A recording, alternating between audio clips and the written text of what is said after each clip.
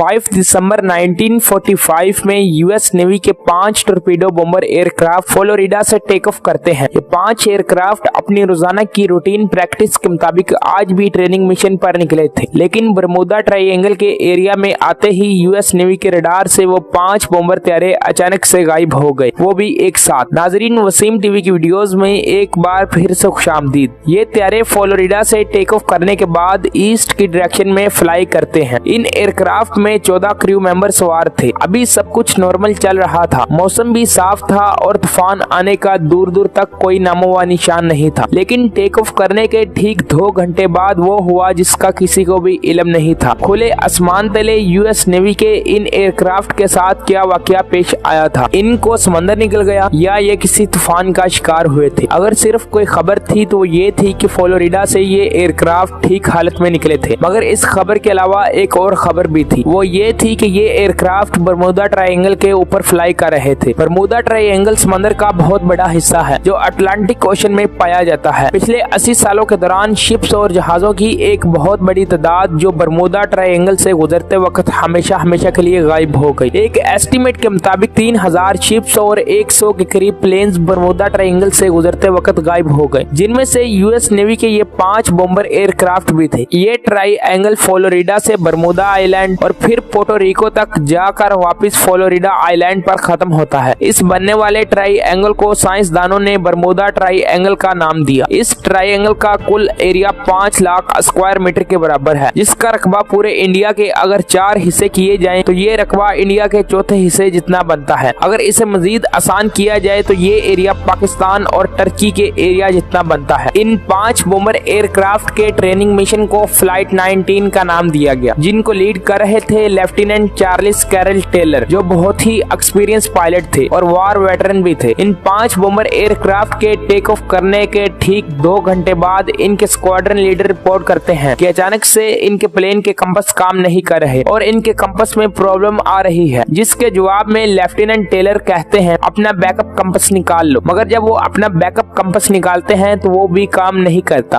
अब इस एयरक्राफ्ट के पायलट को इस वक्त ये नहीं पता था कि इसकी लोकेशन इस वक्त कहाँ पर है। ये पायलट बाकी प्लेन के पायलट से पूछता है तो बाकी पायलट का जवाब भी वही था कि इनके भी इंस्ट्रूमेंट मेल फंक्शन कर रहे हैं। कंपास खराब होने के बाद रेडियो पर काफी अजीब से मैसेज सुनने को मिलते हैं। लेफ्टिनेंट टेलर कहते हैं Both my compasses are out and I'm trying to find Fort Lauderdale, Florida.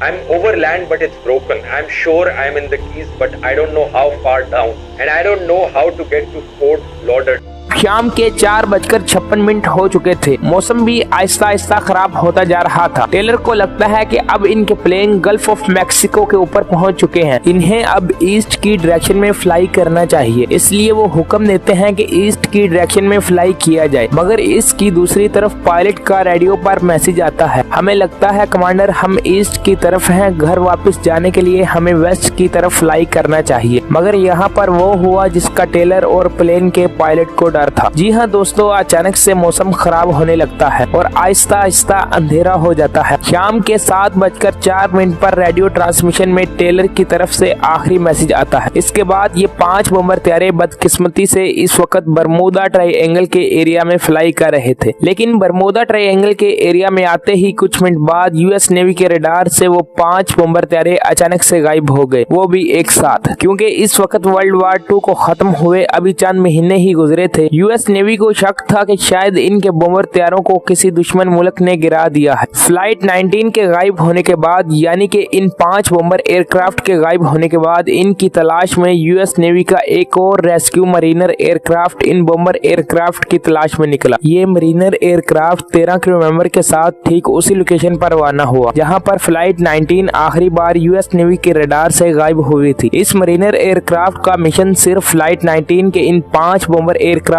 को ढूंढना था जो गुम हो चुके थे। मगर बदकिस्मती से ये मरीनर एयरक्राफ्ट भी ठीक उसी पॉइंट पर गायब हो जाता है जहां पर यूएस नेवी के वो 5 बॉम्बर तैयारे गायब हुए थे। पहले फ्लाइट 19 के 14 लोग गायब, अब इस मरीनर रेस्क्यू एयरक्राफ्ट के 13 लोग गायब। दोस्तों, वीडियो में आगे बढ़ने से कबल आप सब लोगों से एक छोटा सा सवाल है कि आप हमारी ये वीडियो किस मुल्क और किस शहर से बैठ कर देख रहे हैं? कमेंट्स बॉक्स में अपने शहर का नाम जरूर टाइप कीजिएगा। इसके चंद दिन बाद यूएस नेवी की तरफ से एक बहुत बड़ा सर्च ऑपरेशन बुलाया पाया जाता है। इस वक्त का ये सबसे बड़ा सर्च ऑपरेशन माना जाता है, जिसका मकसद इन दोनों फ्लाइट्स को ढूंढना था, मगर ये सर्च ऑपरेशन भी इन दोनों फ्लाइट्स को ढूंढने में नाकाम रहा। इसके बाद यूएस नेवी के ये 6 एयरक्राफ्ट हमेशा के लिए गायब हो गए। इन 6 एयरक्राफ्ट और 27 क्रू मेंबर को गायब हुए आज 77 साल हो चुके हैं, मगर मजाल है कि इन 27 क्रू मेंबर में से आज तक किसी एक की भी लाश मिली हो और ना ही इन गायब हुए 6 एयरक्राफ्ट का कोई टूटा हुआ हिस्सा मिला हो। यही वो वाकया था जिसके बाद दुनिया भर में बरमूदा ट्रायंगल को खौफ की निगाहों से देखा जाने लगा।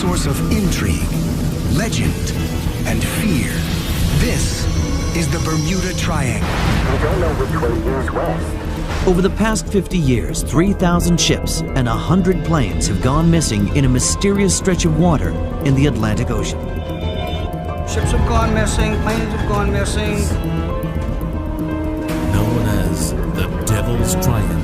इस तरह के कई और इंसिडेंट बरमूदा ट्रायंगल की हदूद में पेश आ चुके हैं। कई तो इंसिडेंट रिपोर्ट हो चुके हैं, चंद इंसिडेंट तो ऐसे भी थे जो आज तक रिपोर्ट नहीं हुए। ये ट्रायंगल अपनी मिस्टीरियस फिल्मों की वजह से आज पूरी दुनिया में बदनाम है, जहां से गुजरते वक्त शिप्स और एयरप्लेन का कांटेक्ट अपनी बेस स्टेशन से टूट जाता है और वो हमेशा के लिए गायब हो जाते हैं। समंदर के इस हिस्से में ताकतवर वोटेक्स पाया जाता है या फिर यहाँ पर सी मॉन्स्टर और एलियन का बसेरा है। बरमूदा ट्रायंगल में कुछ तो अब नॉर्मल जरूर है, जिसकी वजह से ये ना ही तो अपने एरिया में गुजरने वाली बड़ी कार्गो शिप्स को छोड़ता है और ना ही प्लेन्स को। यहाँ पर पेश आने वाले वाकयात का साइंसदानों को असल रीजन पता चल चुका है। साइंसदानों की एक सर्च के मुताबिक बरमूदा ट्रायंगल के केसेस 500 साल से भी ज्यादा पुराने हैं। 1492 में यानी आज से करीब 530 साल पहले क्रिस्टोफर कोलंबस जब नई दुनिया की तलाश में निकले तो उन्होंने रिपोर्ट किया कि जब वो समंदर के इस हिस्से से गुजरे थे जिसे आज दुनिया बरमूदा ट्रायंगल के नाम से भी जानती है, इस जगह पर इसकी शिप का कंपास काम नहीं कर रहा था और उन्होंने वहां पर एक ऐसा मंजर देखा जिसने सबके रोंगटे खड़े कर दिए। जी हाँ दोस्तों, कोलंबस ने आसमान की तरफ से आती हुई एक तेज रोशनी देखी। जब उन्होंने इस रोशनी को गौर से देखा तो उन्हें पता चला कि वो तेज रोशनी एक आग के गोले जैसी कोई गोलनुमा चीज है जिसको कोलंबस ने समंदर में गिरते हुए देखा। यहाँ से ये मिस्ट्री शुरू हुई और आने वाले कई सालों में इस जगह को कई नाम दिए गए। The graveyard of Atlantic, the sea of doom, ये ऐसे नाम थे जिन्हें 18 और 19 सेंचुरी में इस्तेमाल किया जाता था, लेकिन जो बरमूदा ट्रायंगल नाम था इस नाम को असल में 1946 में रखा गया। 23 फरवरी 2017 को एक ऐसा ही वाकया टर्किश एयरलाइन के एक जहाज के साथ पेश आया। फ्लाइट TK-183 को क्यूबा के शहर हवाना में लैंड करना था। इसकी वजह से इस फ्लाइट को बरमूदा ट्रायंगल के एरिया के ऊपर से गुजरना पड़ा। अचानक से जहाज में अलार्म बजने लगा। जहाज के पायलट ने अपने कंट्रोल टावर से राब्ता किया कि जहाज अचानक से अबनॉर्मल एक्टिविटी कर रहा है, जिसकी वजह से पायलट ने जहाज का रुख फौरन बदल दिया और हवाना की बजाय इस जहाज को ड्यूलिस एयरपोर्ट में लैंड कर दिया, जिससे फ्लाइट में बैठे हुए 400 लोगों की जान बच गई। इन सब लोगों की जान बचाकर इस पायलट ने बहादुरी का रिकॉर्ड कायम कर दिया। बरमूदा ट्रायंगल की चौंका देने वाली मिस्ट्रीज एक बार फिर से लोगों के जहनों में ताजा हो जाती हैं। बरमूदा ट्रायंगल के इन खौफनाक वाकयात के बाद साइंसदानों ने बरमूदा ट्रायंगल पर एक सर्च की, लेकिन इस बार साइंसदानों ने कुछ ऐसे ठोस सबूत इकट्ठे किए हैं जिससे ये बात साबित होती है कि वाकई में ही ये सब कुछ इस वजह से हो रहा है, जिसकी तस्दीक साइंसदानों ने की। साइंसदानों ने सैटेलाइट की मदद से बरमूदा ट्रायंगल के चारों तरफ कड़ी जांच की, जिससे ये पता चला कि बरमूदा ट्रायंगल के ऊपर कुछ ऐसे क्लाउड बन रहे हैं जो ना ही स्क्वायर हैं और ना ही सर्कल। इन क्लाउड का साइज बहुत बड़ा है। एक एस्टीमेट के मुताबिक इन क्लाउड का साइज 90 किलोमीटर जितना बड़ा होता है। साइंसदानों का मानना है ये क्लाउड कोई आम क्लाउड नहीं है, बल्कि ये क्लाउड एयरबॉर्न क्लाउड है। ये ऐसे क्लाउड हैं जिनके नीचे हवा की स्पीड 200 किलोमीटर पर आवर होती है। यही वो पॉइंट था जिससे बरमूदा ट्रायंगल की मिस्ट्री सोल्व हो गई। हवा के इन झोंकों की स्पीड इतनी तेज होती है जहाँ से ना तो कोई हवाई जहाज आसानी से गुजर सकता है और ना ही कोई कार्गो शिप, जिसकी वजह से ये सब चीजें हवा के इन झोंकों की लपेट में आकर हमेशा के लिए बरमूदा ट्रायंगल में गायब हो जाती हैं। उम्मीद है कि वसीम टीवी का ये एपिसोड आप लोग भरपूर लाइक और शेयर करेंगे और इस तरह की मजीद इंटरेस्टिंग वीडियो फ्यूचर में देखने के लिए हमारे यूट्यूब चैनल को सब्सक्राइब करेंगे। आज की इस वीडियो में इतना ही, मिलते हैं अगली शानदार वीडियो में। तब तक के लिए अपने मेजबान मोहम्मद इब्राहिम को इजाजत दीजिए। अल्लाह निगहबान।